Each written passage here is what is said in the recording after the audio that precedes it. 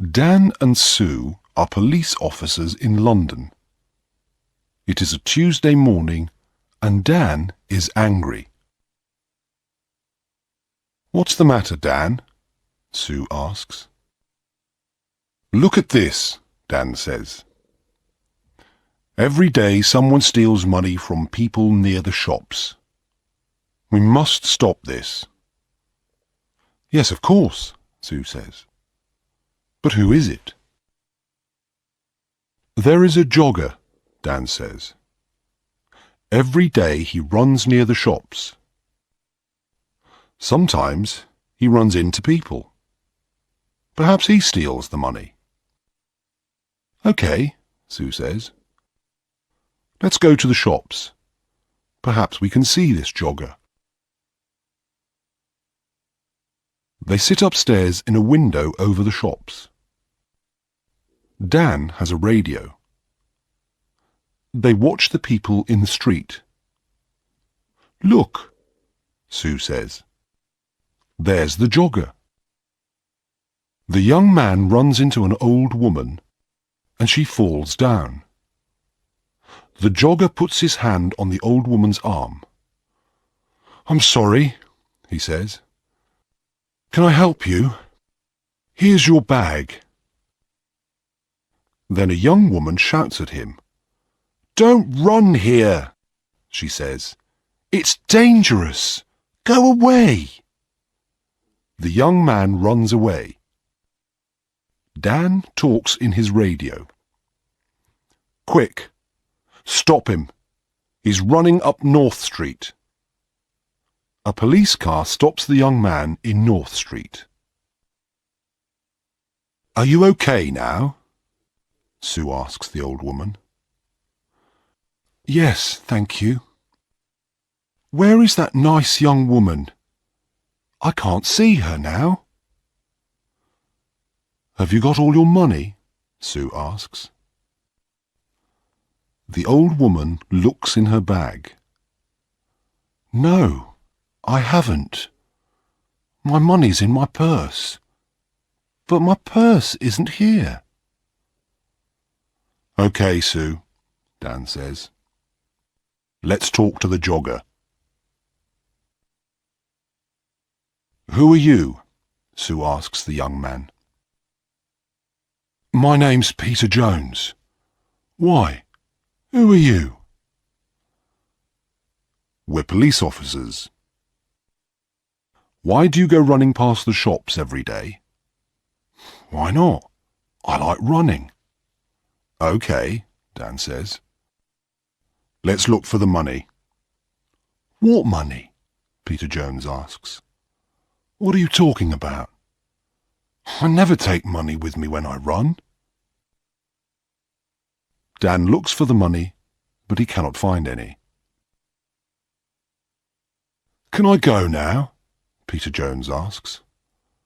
"Okay," Dan says angrily, "but don't come back." "Why not?" Peter asks angrily. "I live here, and I'm not doing anything wrong." He runs away. "What do we do now?" Sue asks. "Where is the old woman's money and her purse?" "I don't know," says Dan. "Somebody has it. But who?" Dan and Sue go back to the shops. "I don't understand," Dan says. "The jogger hasn't got the money, so we must look for someone different." "Look," Sue says. "There's a TV camera over that shop door. Perhaps that can help us." They go into the shop and watch the video. "Look," Sue says. "There's the old woman. She's getting money from the bank and putting it into her purse. Now she's putting the purse into the bag." "Stop the video there," says Dan. "Now, look carefully. Is anybody watching her?" There are a lot of people in the street, Sue says. I'm not sure. Is it that man with the long hair? Perhaps, says Dan. Let's go on. What happens next? They watch the video. The jogger runs into the old lady. He stops and helps her. She shouts at him and he runs away. Then a lot of people come and help the old lady. Look, Sue says.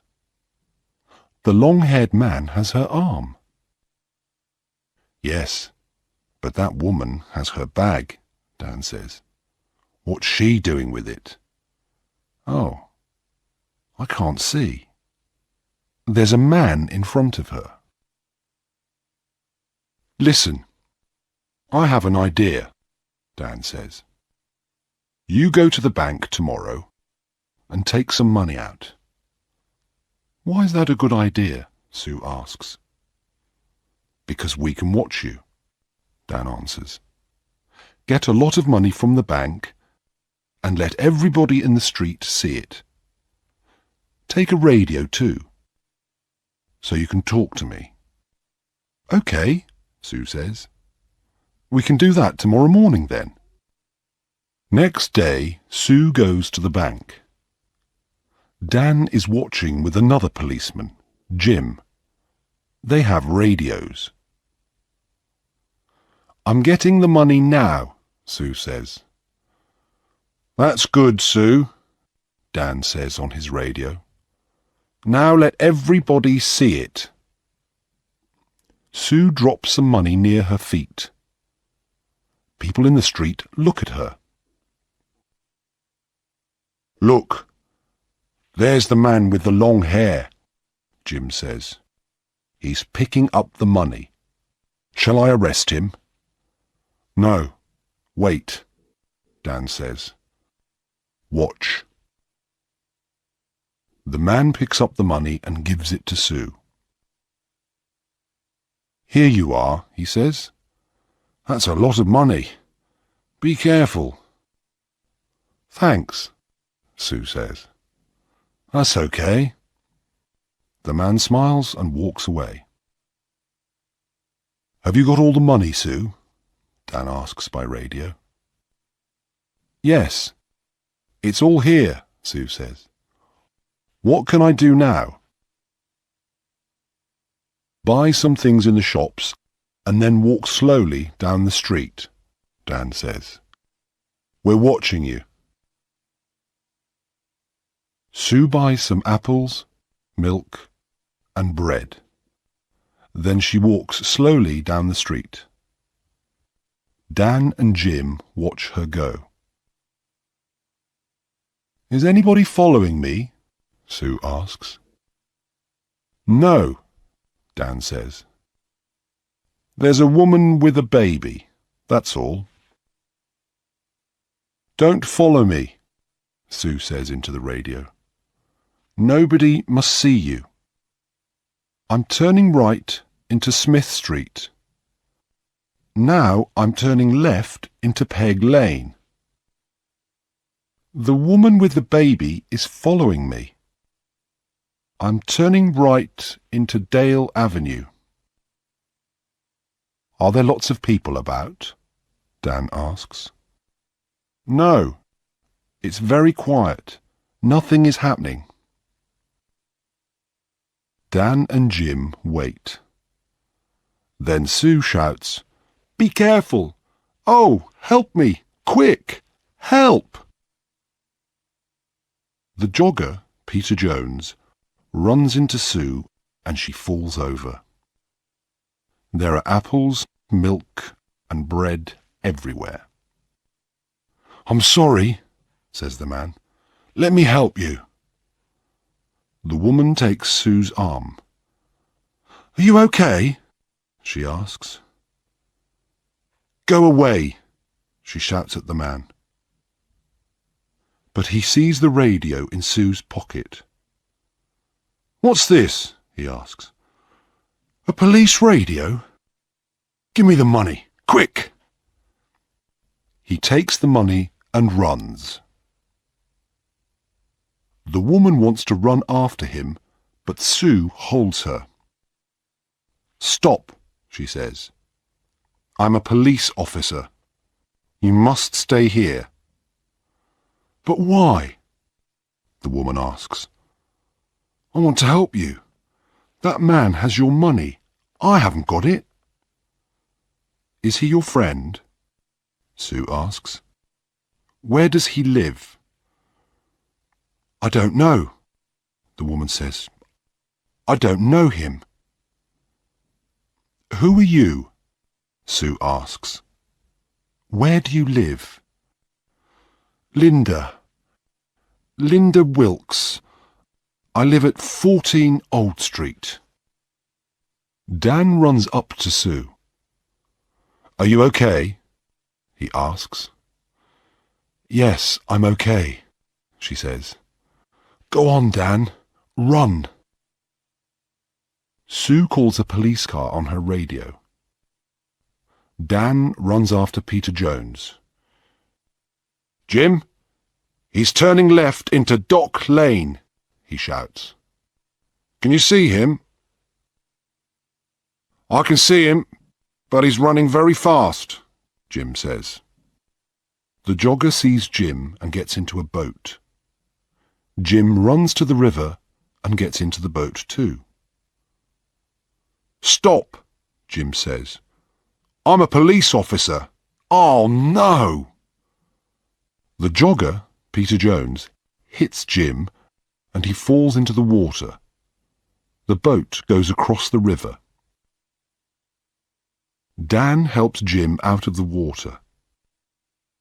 He's going into a cafe, Dan says. Come on, let's run to that bridge. They go across the bridge and run to the cafe. Jim goes behind the cafe and Dan goes in. Is he in there? Jim asks on his radio. Yes, Dan answers. Jim, he's coming out. Stop, says Jim. I'm a police officer.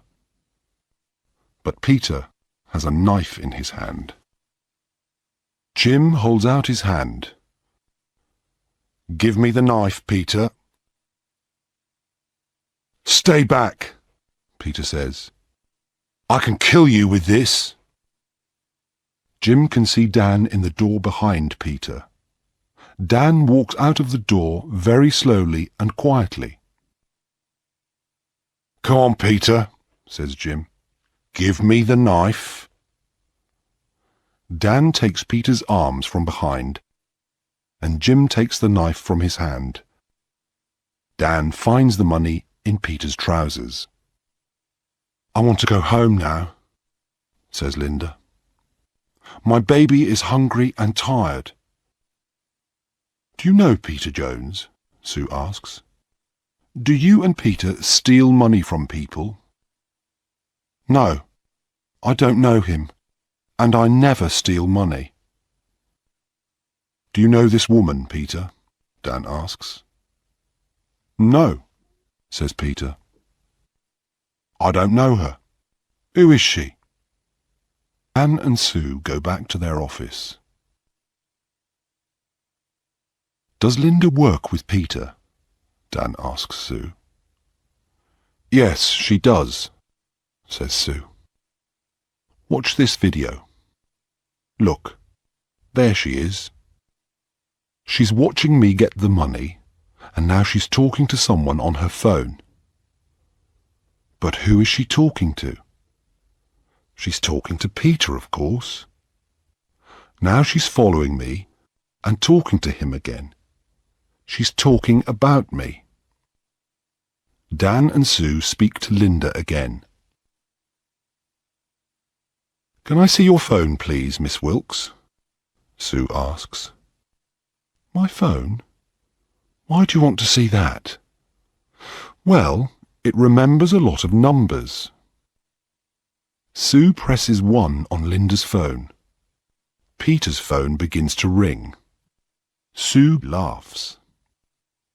Let me ask you again, Miss Wilkes. Do you know Peter Jones? Well, yes, okay, I know him, but I don't steal money. Sue and Dan take Linda home. They go into her house. There's £200 under your bed, Linda, Dan says. And look, this is the old lady's purse. This is a nice photo of you and the baby, Sue says. But who is the man? Is he the baby's father? OK, it's Peter, says Linda. And yes, I do steal the money. I'm sorry, OK? No, Linda, it's not OK, Sue says. It's not OK at all.